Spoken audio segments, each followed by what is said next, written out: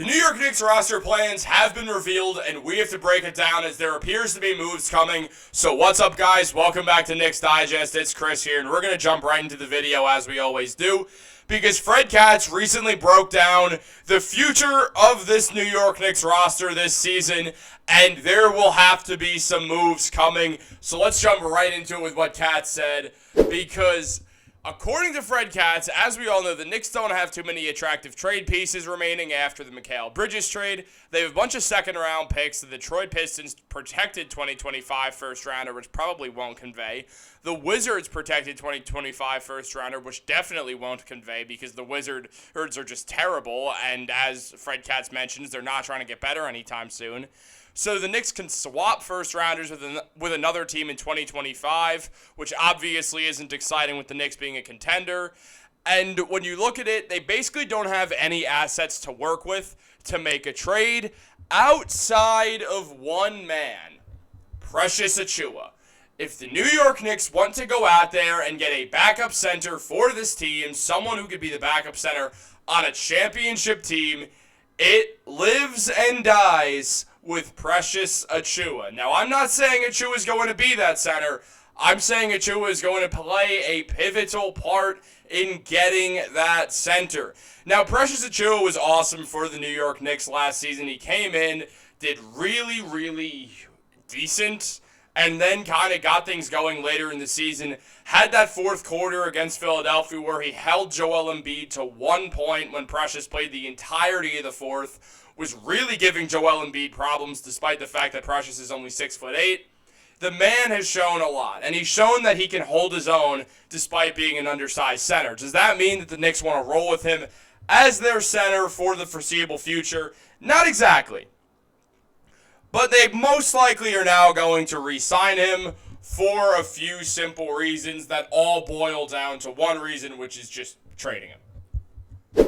Now, as Katz mentions, if the Knicks dealt for a center in the offseason, they could use Precious Achiuwa to do a sign and trade, allowing them to acquire salary without sending out someone from their rotation. However, trading away the few draft picks they have left for a backup center over the offseason would lock the Knicks into this roster so they would not be able to make upgrades during the season if there becomes any evident problems or injuries. The Knicks will be done for. They won't be able to do anything at all pretty much. They'll be out of options. So that is why it would be risky to do that when you could kind of wait till the trade deadline and then figure out where you're going from there.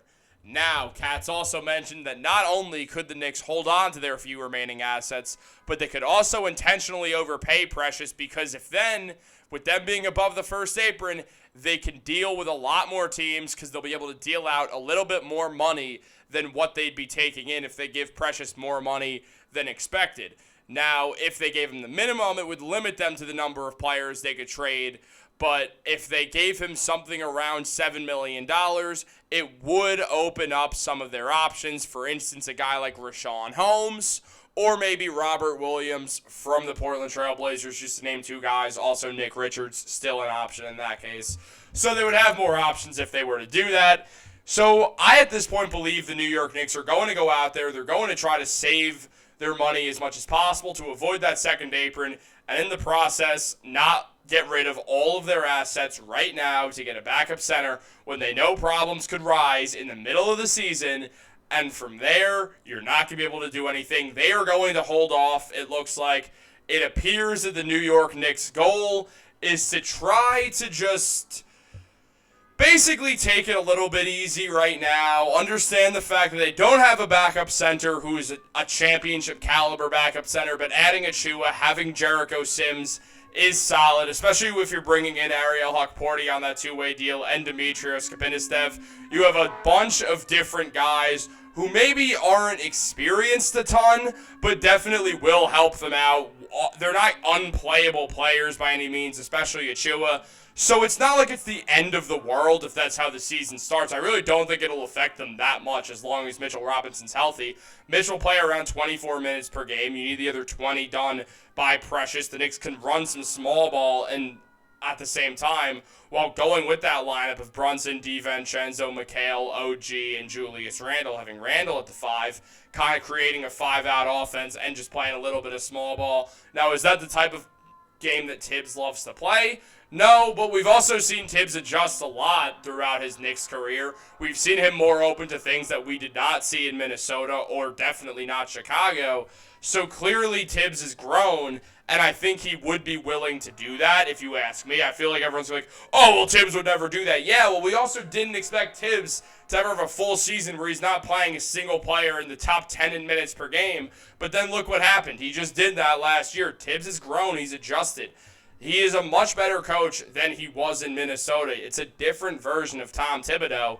And Leon Rose is good at his job, and he understands how Tibbs operates. So if Tibbs weren't okay with it, he probably would have done something by now. That is what it has to come down to also. It's clear that Rose trusts that he can give Tibbs Precious Achiuwa and work with that for at least the first half of the season. Then at the trade deadline, you see some positions in need. You could use Precious. You could also package in that $3 million that they gave Cameron Payne and go out there and get a pretty solid backup center with that. So there's going to be options. I think there's going to be more options at the 2025 trade deadline than there are right now. Certainly when it comes to free agency, there's nothing right now. So you have to go out there and make a trade for someone.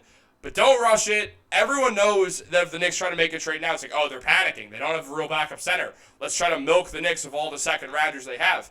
No, wait for the trade deadline when if Precious is showing out, you're like, well, yeah, we just want someone who fits our style more. And that's it. It's less of a panic move and more of a stylistic move. You're kind of just also letting Precious show out a little bit more, getting him some actual burn as both a backup center and probably moments as a backup power forward. And you also have Jericho Sims. Now, something to mention is the fact that the Knicks don't view Jericho Sims as a rotational player. They view him as an emergency rotational player, meaning they don't want Jericho Sims to be their backup center. They don't want him in the rotation all year round. They view him as a third-string center. I don't care if you guys are going to go out there and say to me, hey, Chris, why are you disrespecting Jericho Sims? I'm not. That is what Fred Katz said. He said that is how the Knicks view him. Not me. That's all I'm trying to say. But look, Jericho Sims is a great third-string center. I think he's awesome for a third-stringer. He's also working on that jump shot a little bit, working on that free throws a lot. Maybe Jericho comes out and we're like, oh, we have our backup center. Problem solved. Jericho Sims, he got it together. Breakout year. That's obviously a possibility too. On top of still having that Precious contract, you could either use Precious if he's playing well or use him for whatever your biggest team need is in February of 2025. I think the Knicks are making the right move here. Now, very quickly, these are Jericho Sims' stats. This is why he is not a backup center. The Knicks don't trust these numbers. And yes, these were the numbers of a third-string center, not a backup. So understandably so, they're low. Now, at the same time, we're probably going to see some sort of similar numbers to him this season if he stays in that third-string role. Now, the field goal percentage is very promising. It is higher than Mitchell Robinson's. And he isn't some terrible center. It's just the fact that he still looks like he's uncomfortable on offense.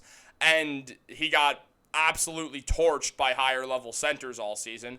So maybe Jericho comes back after a long season where he's clearly working hard, and he'll have the Knicks backup center spot locked up after a few games or a few weeks of just kind of seeing what the move is and watching him break out. We know it takes Tibbs a moment to decide, okay, I'll give this guy his shot. Now, at the same time, you also have Precious Achiuwa, who will be with the team. I'm convinced now. I used to think there was no chance. Now I'm convinced Precious Achiuwa will be back on the Knicks on opening day of the 2024-25 season. Last season, he put up 7.6 points, 6.6 rebounds, and 1 assist per game between the Knicks and the Raptors.